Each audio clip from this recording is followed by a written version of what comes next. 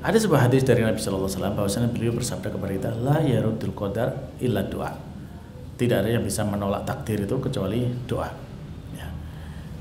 Yang bisa difahami dari hadis ini bahwasanya memang doa itu ada manfaatnya di situ. Nah, apakah kemudian takdir itu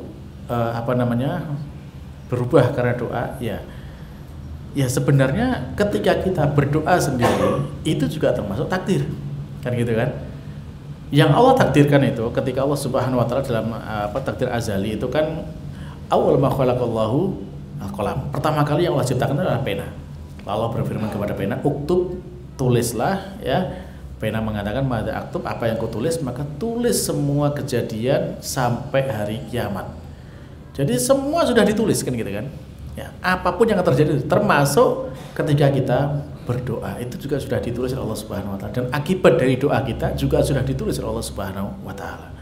Nah, sehingga kemudian ketika kita sekarang ini ya kan ketika dulu Nabi sudah menyatakan bahwasanya rufi'atil qalam wa jafatis suhuf, ya, bahwasanya pena sudah diangkat, maksudnya takdir sudah ditulis dan lembar telah kering, bahwasanya itu nggak bisa dihapus lagi gitu kan tulisannya gitu.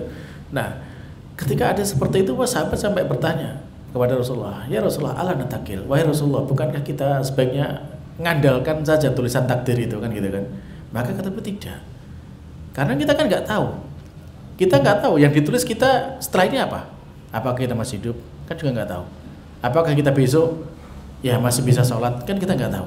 Nah, maka kata Nabi Sallallahu Alaihi Wasallam, "I'malu," ya, berbuatlah kalian, fakulun muyassar lima khuliqalah, maka masing-masing akan dimudahkan bagi kalian sesuai dengan apa yang telah Allah ciptakan, telah Allah takdirkan itu. Nah, sekarang tugas kita adalah kita berbuat yang terbaik. Termasuk yang terbaik adalah apa? Kita berdoa supaya apa? Supaya kita tetap ya diberikan yang terbaik oleh Allah Subhanahu wa taala. Karena kita nggak tahu. Kalau misalkan kita sudah tahu bahwasanya nanti misalkan saya tanggal sekian nanti akan seperti ini, kita sudah tahu catatan kita, ya kita bisa mengadakan itu. Tapi karena kita nggak tahu, ya maka kita banyak berusaha dan berdoa.